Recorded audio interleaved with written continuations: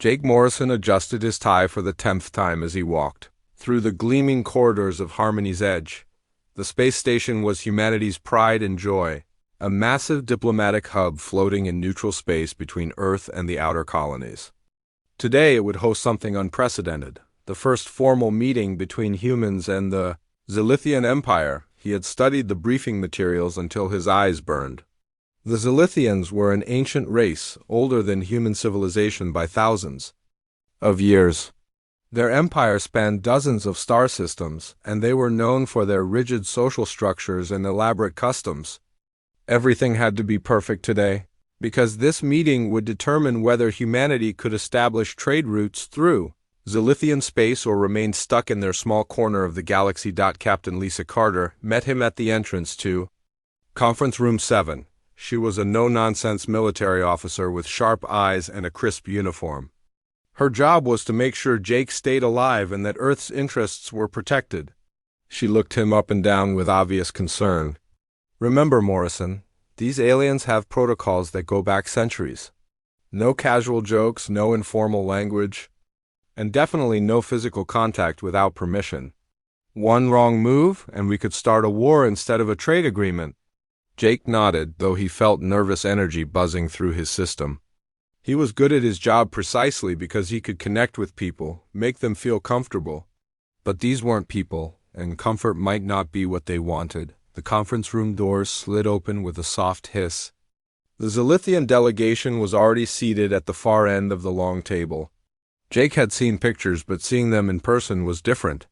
They were humanoid but taller than humans, with pale blue skin that seemed to shimmer slightly in the artificial light. Their features were elegant and sharp, almost aristocratic. They wore flowing robes in deep colors that seemed to shift and change as they moved. At the center of the delegation sat Princess Lyra Vextara. She was striking in a way that made Jake forget to breathe for a moment. Her silver hair was arranged in an intricate style that probably took hours to perfect, and her eyes were a deep violet color that seemed to hold secrets. She sat with perfect posture, her hands folded in her lap, watching the humans with an expression that revealed nothing. The formal introductions took 20 minutes. Each Zilithian had a string of titles and honors that had to be recited exactly. Jake's mouth felt dry by the time he stood to present his credentials. He had practiced this speech 100 times, but now the words felt clumsy in his mouth. I am Ambassador Jake Morrison, representing the United Earth Government and the Colonial Administration. I bring greetings from humanity and hope for peaceful cooperation between our peoples. Princess Lyra inclined her head slightly. When she spoke, her voice was melodious but formal. We acknowledge your presence, Ambassador Morrison. The Zilithian Empire will hear your proposals. The negotiations began badly. Every time Jake tried to inject some warmth into the conversation, the Zilithians responded with even more formality. They spoke in precise, measured sentences that revealed nothing of their thoughts or feelings. Jake found himself growing frustrated as hours passed with little progress. The main issue was shipping rights. Humanity needed access to Zilithian trade routes to reach the rich mining colonies in the outer spiral. The Zilithians were willing to discuss it, but their conditions were harsh. They wanted exclusive rights to Earth's agricultural products, which would leave human colonies dependent on alien goodwill for food supplies. Surely we can find a middle ground, Jake said, leaning forward. Both our peoples would benefit from open trade. The Zilithian Empire does not engage in middle grounds, replied High Counselor Zethmar, an elderly male with silver markings on his forehead. Our terms are generous. Your people should be grateful for our consideration. Jake felt his temper rising. These aliens acted like they were doing humanity a favor just by talking to them. He glanced at Princess Lyra, hoping to find some sign of flexibility, but her expression remained perfectly neutral. The morning session ended with no progress. Jake's head was pounding, and he could see the disappointment in Captain Carter's eyes. During the break, he found himself alone in the small kitchen area adjacent to the conference room, trying to make sense of the situation. He was preparing coffee when Princess Lyra entered. She moved with fluid grace, her robes rustling softly, For a moment she just stood there, looking around the small space with curiosity. Her formal mask had slipped slightly, and Jake caught a glimpse of something almost vulnerable in her expression. "Coffee?" he offered, holding up the pot. "It's a human beverage. Helps with thinking." She tilted her head, studying him. "I am unfamiliar with this substance. It's harmless, I promise. Might help us both get through the afternoon." Jake poured 2 cups, adding sugar to his own. He held out the other cup to her as she reached for it. Their fingers brushed for just a moment. The contact was brief, but Jake felt a small jolt of surprise.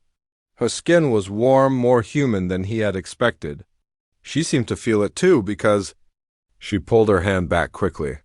"Thank you," she said quietly. Jake watched her take a small sip. Her eyes widened slightly at the taste, and for just a moment he thought he saw the hint of a smile. It transformed her face completely, making her seem younger and more approachable. "Not bad," she admitted. "Glad you like it, sweetie," Jake said automatically, using the casual endearment without thinking. The moment the word left his mouth, he realized his mistake. Every Zilithian in the adjacent corridor seemed to freeze. The air grew thick with tension. Princess Lyra stared at him, her violet eyes wide with surprise. Behind her, High Counselor. Zethmar had gone pale, his mouth opening and closing like a fish out of water. Jake felt his heart sink. He had just destroyed humanity's first diplomatic contact with a casual American expression. But then Princess Lyra did something unexpected. Instead of looking offended or angry, she tilted her head slightly, and her lips curved into what was unmistakably a smile. When she spoke, her voice was warm, almost teasing. "You're most welcome, darling." The words hung in the air like a challenge. Every Zilithian in hearing distance looked shocked. Captain Carter, who had just entered the corridor, stopped dead in her tracks. Jake felt his own mouth fall open in surprise. And then, despite everything, despite the diplomatic protocols and the potential for disaster, Jake found himself smiling back at her. Not the careful, diplomatic smile he had been wearing all morning, but a real smile, warm and genuine. For just a moment, it felt like they were the only 2 people in the universe. High Counselor Zethmar cleared his throat loudly, breaking the spell. "Princess, we must return to the conference room. The afternoon session will begin shortly." Princess Lyra straightened, her formal mask sliding back into place.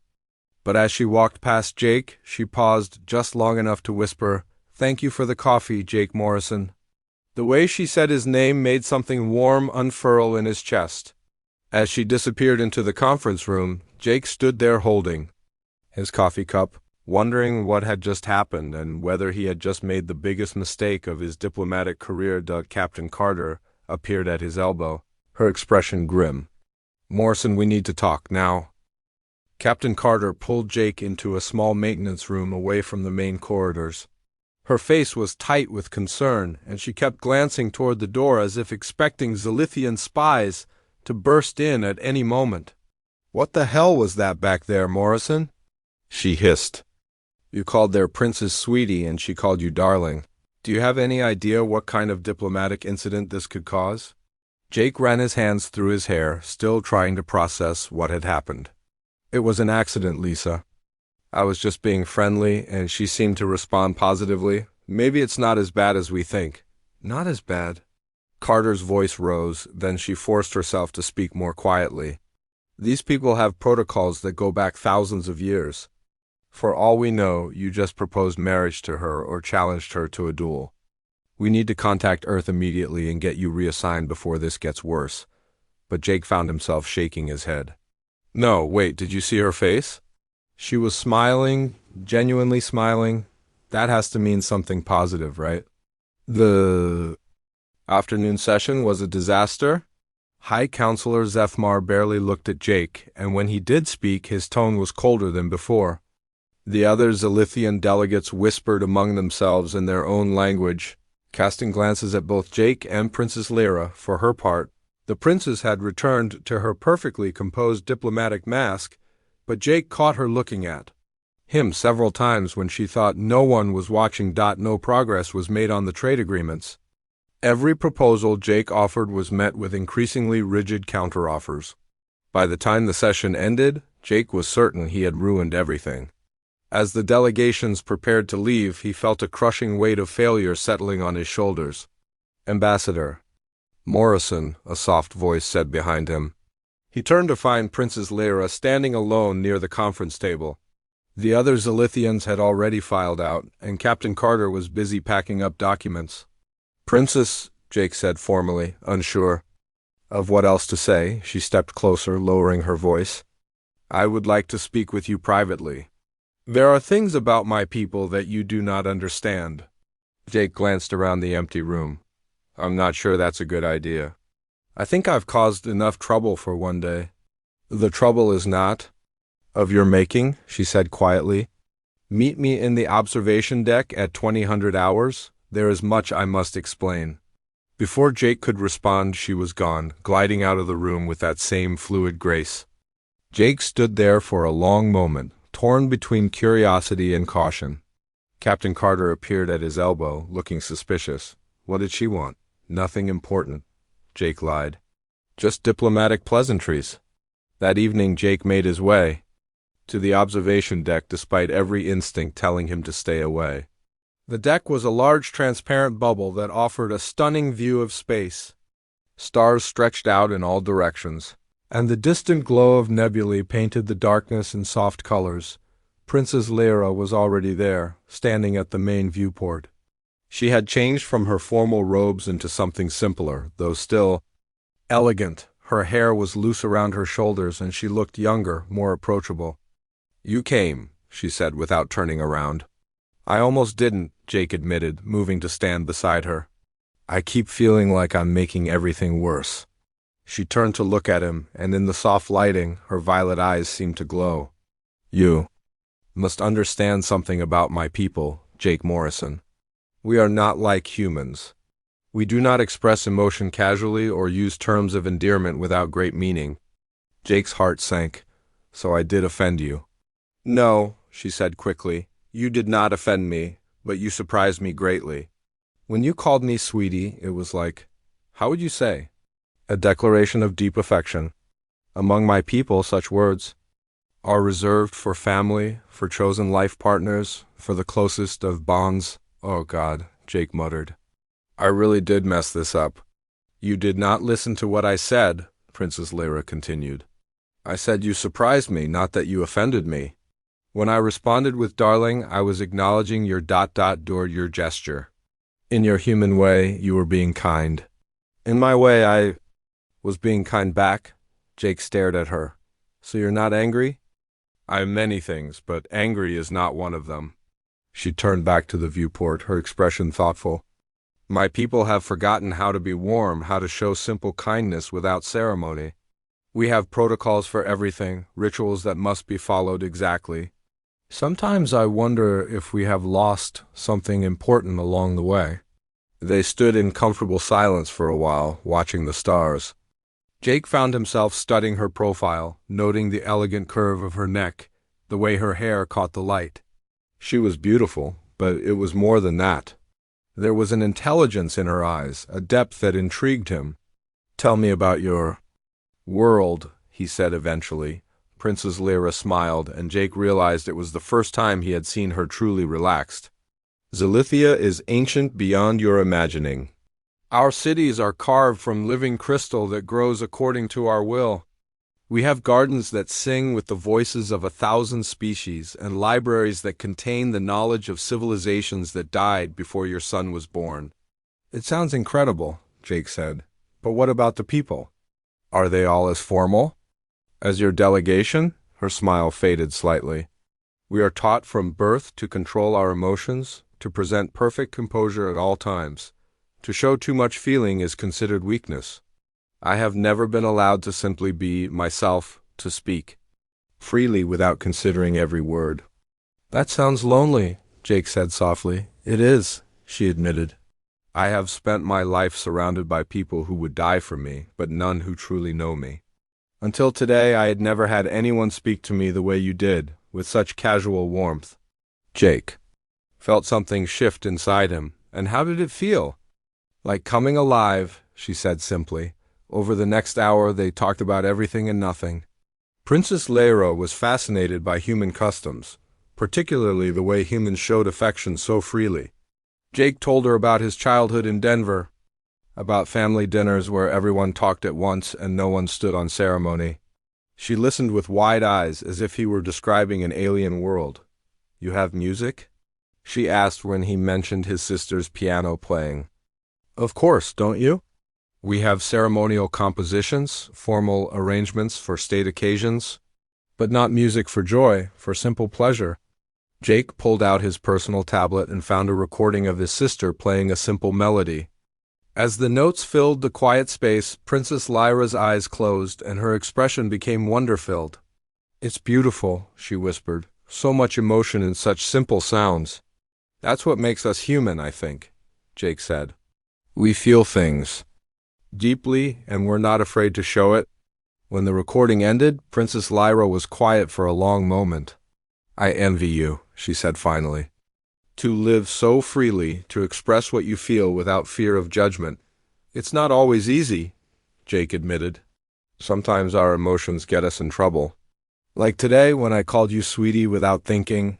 But that is exactly what made it special," she said, turning to face him fully. "You spoke from your heart, not from protocol. In that moment you saw me as a person, not as a title." Jake found himself moving closer without conscious thought. "You are a person, Lyra, a remarkable one." The use of her name without titles seemed to surprise her. "No one has called me just Lyra since I was a child. Would you prefer I didn't?" "No," she said quietly. "I like it. It makes me feel ... self." They were standing very close now, and Jake could see flecks of silver in her violet eyes. The moment stretched between them, filled with possibility and danger. Then the soft chime of the station's evening announcement broke the spell. "I should go," Princess Lyra said, but she didn't move. "Probably," Jake agreed, not moving either. "My people will be looking for me. Mine too." Finally, she stepped back, but not before briefly touching his hand. "Thank you, Jake, for showing me what it means to be human." As she walked away, Jake remained at the viewport staring out at the stars. For the first time since arriving at the station, he felt hopeful. Maybe he hadn't ruined everything after all. Maybe, just maybe, he had found something worth fighting for when he finally returned to his quarters. Captain Carter was waiting for him. Her expression was grim. "We need to talk, Morrison. I just received a message from Earth. They're not happy about today's developments." Captain Carter's expression was darker than Jake had ever seen it. She held up a tablet displaying an encrypted message from Earth Command, her jaw tight with frustration. "They know, Morrison. Someone leaked details about your little coffee conversation with the princess. The news feeds are calling it everything from a diplomatic breakthrough to a potential scandal. Half the politicians on Earth think you found a way to manipulate the Zilithians, and the other half think you're compromising our position." Jake sank into his chair, feeling the weight of responsibility settling on his shoulders. "What do they want me to do?" "Play it safe. Keep your distance from the princess, stick to formal protocols, and try to salvage what we can from the trade. Negotiations. No more casual conversations, no more friendly gestures," but Jake found himself shaking his head. "Lisa, I think we're approaching this all wrong. These people aren't just formal by nature. They're lonely, cut off from real connection. Princess Lyra told me things tonight that suggest their whole culture is built on suppressing emotions." "That's exactly what I'm afraid of," Carter said sharply. "You're getting personally involved with an alien princess whose father commands a fleet that could turn Earth into space dust. This isn't about making friends, Jake. It's about survival." The next morning brought unwelcome news. A massive Zilithian ship had arrived at Harmony's Edge during the night, its hull gleaming with the distinctive markings of the Imperial family. Jake watched through the station's viewports as escort fighters took up defensive positions around the diplomatic facility. "The Emperor himself," Dr. Helen Rodriguez said, joining Jake at the observation window. She was the expedition's xenobiologist, a sharp-minded woman who had spent years studying alien cultures. Emperor Koltharan doesn't leave his homeworld for anything less than a crisis. Great, Jake muttered. I've managed to start an interstellar incident with a single word. Maybe, Dr. Rodriguez said thoughtfully. Or maybe you've done something unprecedented. I've been studying the recordings from yesterday's sessions. The princess's body language, her vocal patterns, even the way she holds herself changed after your interaction. She's displaying behaviors I've never seen in any Zilithian before. The formal reception for the Emperor took place in the station's main hall. Jake stood with the human delegation, wearing his best dress uniform and trying to look confident despite the nervous energy coursing through him. Emperor Koltharan was an imposing figure, taller than even his daughter, with silver markings that covered half his face in intricate patterns. His presence seemed to fill the room, and when he spoke, his voice carried the authority of millennia. I have come to personally oversee these negotiations, he announced, his violet eyes sweeping over the human delegation. Recent events have raised questions about the conduct of both parties. Jake felt the Emperor's gaze linger on him, and he fought the urge to look away. There was something in those ancient eyes that seemed to see right through him, weighing and measuring everything. Princess Lyra stood at her father's side, once again wearing the formal robes and perfect composure of her station. But Jake caught her glancing at him, and for just a moment, he saw something that might have been an apology in her expression. The new round of negotiations was brutal. Emperor Koltharan personally reviewed every proposal, dissecting each clause with surgical precision. He seemed determined to extract maximum advantage from every agreement, and Jake found himself struggling to keep up. The Emperor's presence had also affected Princess Lyra, who had returned to being completely formal, and distant hours passed with little progress. The Emperor's demands were even harsher than those of the original delegation. He wanted exclusive access to human technology, territorial concessions that would give Zilithian ships free passage through human space, and trade terms that would make Earth essentially a client state. These terms are completely unacceptable, Jake said finally, his patience wearing thin. You're asking us to give up our independence in exchange for the privilege of using your shipping lanes. Independence is a luxury for species that have earned the right to it, Emperor Koltharan replied coldly. Humanity is young, inexperienced, and weak. You should be grateful for our protection. Jake felt his temper rising. He glanced at Princess Lyra, hoping to find some support, but she was staring at the table, her expression unreadable. The woman who had laughed at his music and spoken with such warmth the night before might as well have been a stranger. Protection? Jake said, his voice harder than before. From what? You're the ones making demands and threats. We came here hoping for a partnership, not subjugation. Careful, young human, the Emperor warned. You speak of things you do not understand. I understand that you're treating us like children instead of equals, Jake shot back. And I understand that some of your people are capable of more than this endless formality and contempt. The room fell silent. Jake realized he had gone too far, but he couldn't bring himself to take it back. He saw Captain Carter's face go pale, and even Dr. Rodriguez looked shocked. Emperor Koltharan rose slowly from his seat, his expression dangerous. You dare speak to me of my people's capabilities? You know nothing of Zilithian culture or history? I know enough, Jake said, standing. To face him. I know that underneath all this ceremony and protocol, you're people just like us. I know that some of you are capable of warmth, of genuine connection. I've seen it. The Emperor's eyes narrowed. Have you indeed? And what makes you think you have any understanding of our nature? Before Jake could respond, Princess Lyra suddenly stood up. Her movement was sharp, decisive, and it drew everyone's attention. When she spoke, her voice was clear and steady. Father, Ambassador Morrison, speaks from experience.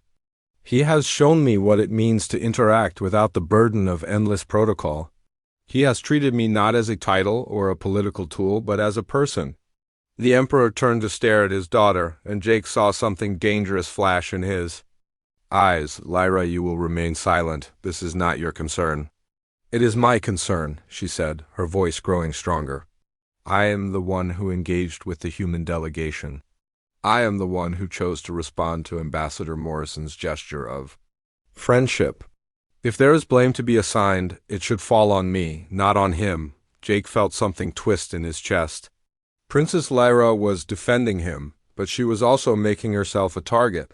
He could see the disapproval in the other Zilithian delegates' faces, the way they were looking at her as if she had committed some terrible breach of etiquette. "Princess," Jake said quickly, "you don't need to—" "Yes, I do," she interrupted, turning to look at him directly. "You showed me kindness without expecting anything in return. You spoke to me as if I were worthy of simple human warmth.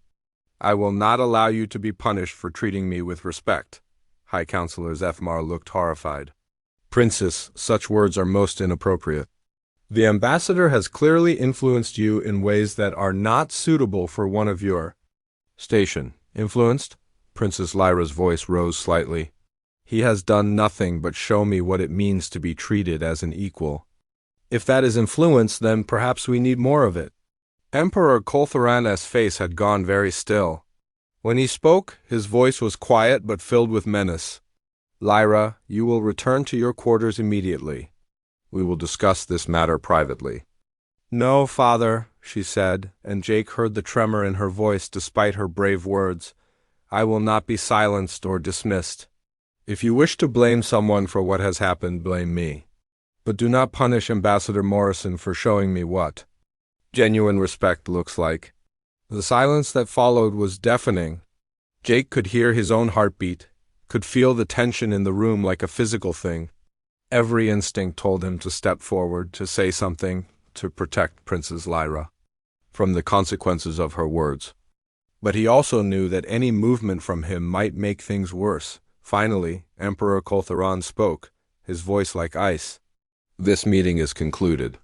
All parties will return to their quarters while I consider the future of these negotiations." As the delegations began to file out, Jake caught Princess Lyra's eye. She looked scared but determined, and when she mouthed the word "sorry" to him, he felt his heart break a little. Captain Carter grabbed his arm as they left the conference room. "Morrison, pack your things. We're getting you off this station before you start a war." But Jake was already thinking about Princess Lyra, alone in her quarters, facing her father's anger because she had dared to defend a human. He had come here to negotiate trade agreements, but somehow he had found something much more important, and he wasn't going to abandon it without a fight. Jake paced his quarters like a caged animal, his mind racing with worry about Princess Lyra. Captain Carter had posted guards outside his door, ostensibly for his protection, but Jake knew they were really there to keep him from doing something foolish. Through his small viewport, he could see the Emperor's ship looming in the distance, its weapon arrays clearly visible. Hours passed before Dr. Rodriguez was allowed to visit him. She looked tired and concerned, carrying a tablet full of diplomatic updates that Jake wasn't sure he wanted to hear. "The situation is bad," she said without preamble. "The Emperor has demanded that you be removed from the negotiations entirely. Earth Command is seriously considering recalling you to avoid further incidents." "What about Princess Lyra?" Jake asked immediately. "Is she safe?" Dr. Rodriguez hesitated. "We don't know. She hasn't been seen since the confrontation. The Zilithian delegation is being very tight-lipped about internal family matters." Jake felt his chest tighten with worry. "She defended me, Helen. She stood up to her own father because I couldn't keep my mouth shut. If something happens to her because of this—" "Jake, listen to me," Dr. Rodriguez said firmly. "I've been studying Zilithian culture for years, and what happened in that room was unprecedented. Princess Lyra didn't just defend you. She challenged thousands of years of social conditioning. That doesn't happen by accident." "What do you mean?" "I mean, she's fallen in love with you, and you're too worried about the politics to see it." Jake stared at her. "That's impossible. We've known each other for 3 days. Time works differently when you're opening your heart for the first time," Dr. Rodriguez said gently. "And from what I observed, that's exactly what she's been doing. You showed her a way of being that she never knew existed. You treated her like a person instead of a political symbol. For someone who's lived her entire life in emotional isolation, that would be revolutionary. Before Jake could respond, alarms began blaring throughout the station. Emergency lights flashed in the corridors, and the intercom crackled to life with urgent announcements. Jake and Dr. Rodriguez rushed to the viewport to see what was happening. A second massive ship had arrived, this one bearing the markings of Earth's diplomatic fleet. Admiral Paul Wright's flagship had come to collect their wayward ambassador, and its presence had clearly angered the Zilithians. Escort ships from both fleets were taking defensive positions, turning the peaceful diplomatic station into a potential battleground. "This is getting out of hand," Dr. Rodriguez muttered. Jake's door chimed, and Captain Carter entered with a grim expression. "Pack your things, Morrison. Admiral Wright wants you on his ship within the hour." "We're ending this before it escalates further." "I'm not leaving," Jake said quietly. "What?" "I said I'm not leaving." "Not while Princess Lyra might be in trouble because of me." Captain Carter's face went red. "Morrison, you don't have a choice. This is a direct order from Earth Command." "You've already caused enough damage, have I?" Jake asked, surprising himself with the steel in his voice. "Or have I found something worth fighting for?" Helen is right. This isn't just about trade agreements anymore. It's about two people from different worlds finding a connection that could change everything. "You're talking about love with an alien princess," Carter said incredulously. "Do you have any idea how insane that sounds?" 3 days ago, I would have agreed with you," Jake admitted. "But I've seen her smile, Lisa. I've watched her discover music and laughter. I've seen her risk everything to defend a human she barely knows. If that's not worth fighting for, then what is?" Their argument was interrupted by another chime at the door. A young Zilithian male entered, wearing the simple robes of a servant. He looked nervous and kept glancing over his shoulder as if afraid of being followed. "Ambassador Morrison," he said in accented English, "I bring a message from Princess Lyra. She requests your presence in the garden habitat. She says it is urgent." Captain Carter stepped forward. "Absolutely not. This could be a trap," but Jake was already moving toward the door. "Tell her I'll be there." The garden habitat was a large dome filled with plants from dozens of worlds, designed to provide a peaceful environment for diplomatic meetings. Jake found Princess Lyra sitting beside a small pond, surrounded by flowering vines that glowed softly in the artificial twilight. She looked smaller somehow, more fragile than the confident woman who had challenged her father. "You came," she said without looking up. "Of course I came," Jake said, sitting beside her on the stone bench. "Are you all right? I've been worried about you." She finally turned to look at him, and Jake saw that her violet eyes were red-rimmed, as if she had been crying. "My father is furious. He has forbidden me from speaking to you again. He says I have brought shame upon our family." Jake felt anger rise in his chest. "You haven't done anything wrong, Lyra. You stood up for what you believed in. That takes courage." "Courage," she repeated softly. "Is that what humans call it? Among my people, it would be called foolishness." "Then maybe your people need to learn the difference." Princess Lyra smiled sadly. "You still do not understand the gravity of the situation. My father is considering an arranged marriage to Duke Vextaler of the Outer Colonies. It would restore political balance and remove the embarrassment I have caused." Jake's heart clenched. "You can't let him do that." "I am a princess of the Zilithian Empire," she said, her voice barely above a whisper. "My duty is to my people, not to my own desires. What about what you want?" Jake asked urgently. "What about the person you are when you're not being a princess?" "I do not know if I am allowed to want anything for myself," she admitted. "Until I met you, I never even considered the possibility." Jake took her hands in his, marveling again at how warm they were. "Then consider it now. What do you want? Lyra, not as a princess, not as a political symbol, but as yourself?" She looked into his eyes, and Jake saw a war being fought in their violet depths. Duty against desire, tradition against possibility, the life she had always known against the life she might choose. "I want to be free," she whispered. "I want to laugh without worrying about protocol. I want to listen to music and feel it in my heart. I want to be with someone who sees me as more than a title. She paused, her voice growing even softer. I want to be with you. Jake felt his world shift. Then stay with me. We'll figure out the politics later. It is not that simple, she said, though she didn't pull her hands away. If I choose you, I choose exile from my people. If you choose me, you risk starting a war between our species. Maybe it's worth the risk, Jake said. Maybe some things are more important than politics and protocol. Before Princess Lyra could respond, they heard footsteps on the garden path. Emperor Koltharan emerged from the shadows, followed by Admiral Wright and both their security details. The older men looked at Jake and Princess Lyra sitting together, hands intertwined, and Jake saw resignation in the Emperor's ancient eyes. So, the Emperor said quietly, "It has come to this." Admiral Wright stepped forward, his expression stern. "Ambassador Morrison, you will return to my ship immediately. These negotiations are over." But Jake stood up slowly, never letting go of Princess Lyra's hands. He looked at both leaders, these powerful men who commanded fleets and controlled the fate of worlds, and made a decision that surprised even himself. "No," he said simply, "I won't leave without her." The Emperor's eyes narrowed. "You would choose exile for the sake of my daughter?" "I would choose love," Jake said, his voice steady despite the enormity of what he was saying. "Your daughter is the most remarkable person I've ever met. She's intelligent, brave, and kind. She deserves better than a life of duty without joy. And if you can't see that, then maybe you don't deserve to be her father." The garden fell silent except for the gentle sound of water from the pond. Jake felt Princess Lyra's hands tighten in his, felt her standing beside him in solidarity.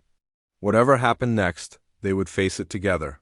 Emperor Koltharan studied them for a long moment, his expression unreadable. Then, to everyone's surprise, he began to laugh. It was a sound none of them had ever heard from a Zilithian before, rich and genuine and completely unexpected. "You know, human," he said finally, "you remind me of myself when I was young.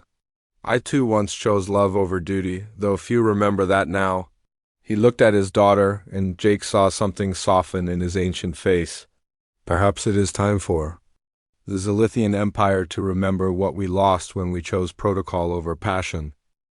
6 months later, Jake stood in the ceremonial hall of Harmony's Edge, adjusting his formal collar for what felt like the 100th time. The space had been transformed into something that looked like a dream, with flowing fabrics in human white and Zilithian silver creating an elegant canopy overhead. Flowers from both Earth and Zilithia filled the air with sweet scents, and soft music played from hidden speakers. "Stop fidgeting," Captain Carter said beside him, though she was smiling. "You look fine." "I can't believe this is actually happening," Jake muttered, watching as guests from dozens of worlds took their seats. The wedding had become the most watched event in galactic history, with representatives from every major species coming to witness the first official union between a human and a member of Zilithian royalty. Dr. Rodriguez appeared at his other side, carrying a small device. "The translation protocols are all set up. Every word of the ceremony will be broadcast in real time to both Earth and Zilithia. No pressure or anything." Jake laughed nervously. The past 6 months had been a whirlwind of negotiations, cultural exchanges, and careful planning. What had started as a diplomatic incident had somehow transformed into the foundation for a new kind of relationship between their species. The trade agreements had been signed 3 months ago, but they were just the beginning. Cultural exchange programs were already underway, with human artists studying on Zilithia and Zilithian scholars teaching at universities on Earth. The music changed, signaling the start of the ceremony. Jake turned toward the main entrance and felt his breath catch in his throat. Princess Lyra walked down the aisle with her father, wearing a gown that seemed to shimmer between silver and white depending on how the light hit it.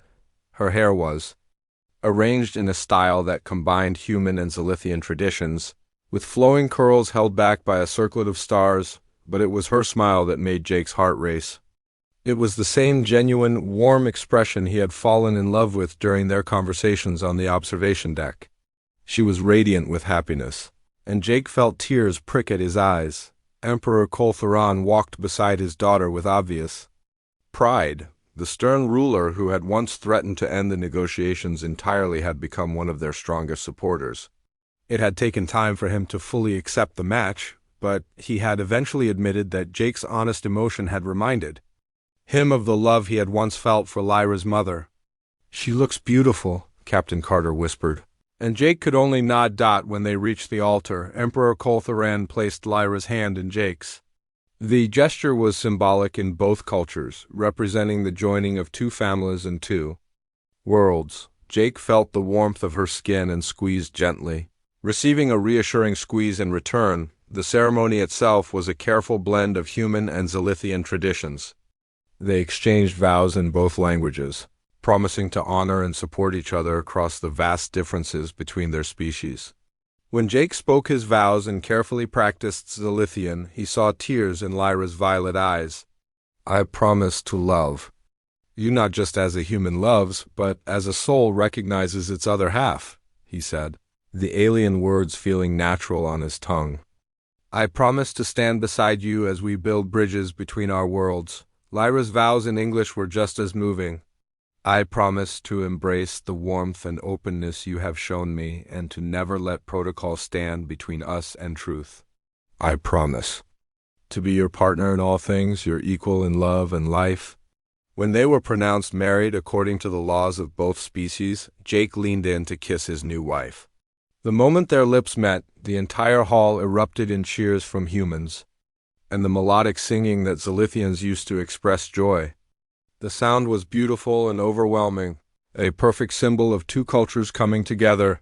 The reception that followed was unlike anything either species had ever experienced. Human jazz music played alongside Zilithian crystal harmonies. Earth cuisine was served next to delicacies from the Zilithian homeworld. Guests from dozens of species mingled freely, sharing stories and laughter in the universal language of celebration. Jake found himself dancing with his new wife to a song that combined elements from both their worlds.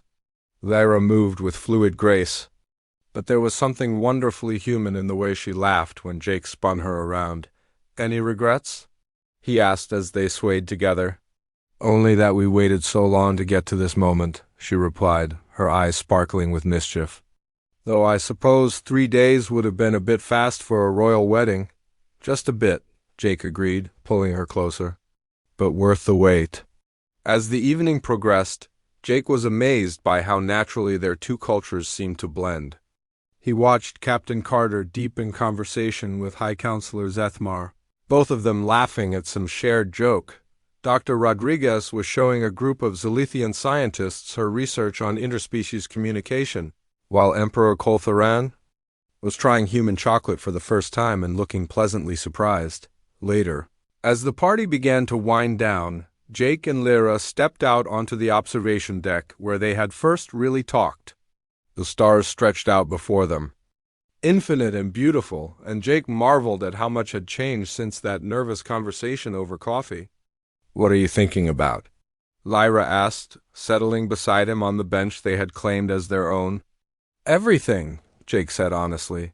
6 months ago, I was just a diplomat trying not to mess up humanity's first contact with your people. Now look at us. Now we are the bridge between our worlds," Lyra said softly. "It is a big responsibility." "Are you worried about it?" She considered the question seriously. "Sometimes. But then I remember that we did not set out to change everything. We simply chose to be honest about what we felt. The rest happened naturally." Jake nodded, thinking about the cultural exchange programs that were already bearing fruit. Human emotional openness was helping young Zilithians express themselves more freely, while Zilithian discipline and wisdom were teaching humans the value of thoughtful consideration. Both species were learning and growing. "I received a message from my sister today," Jake said. "She wants us to visit Earth for Christmas. She's dying to meet you." "I would like that," Lyra said, snuggling closer to him. "Will she teach me to play piano?" "Probably. She loves having new students." Jake smiled at the thought of his very Human family trying to navigate royal protocol while Lyra tried to master both holiday cookies and Christmas carols. And after that? She asked. After that, we have the rest of our lives to figure out, Jake said. The Zilithian Council has approved the permanent cultural exchange center on Zilithia Prime. We will have work to do, people to help understand each other. Ambassador Princess Lyra Morrison, she said, testing the sound of her new title. It has a nice ring to it. They sat in comfortable silence for a while, watching ships from both their fleets patrol the space around the station. The site that would once have been threatening now looked protective, a symbol of two species working together. Jake, Lyra said eventually. Yes, sweetie? She laughed, the sound bright and joyful in the quiet of the observation deck. I love. You too, darling. As they kissed under the stars, Jake thought about how a single moment of casual kindness had led to this. One word, spoken without thought, had changed the course of galactic history. It proved something he had always believed but never quite dared to say, that love, in all its forms, was the most powerful force in the universe. When they finally returned to their quarters, Jake found a message waiting from the Galactic Council. 3 more species had requested human diplomatic missions, specifically asking for the kind of emotional honesty that had made the Zilithian alliance possible. Looks like we are going to be busy, Lyra said, reading over his shoulder. The best. Kind of busy, Jake replied, pulling her into his arms. Ready to change the galaxy, Mrs. Morrison? With you? She said, standing on her toes to kiss him again. I am ready for anything, Mr. Morrison. Outside their window, the stars shone with the promise of infinite possibilities, and Jake knew that their story was just beginning.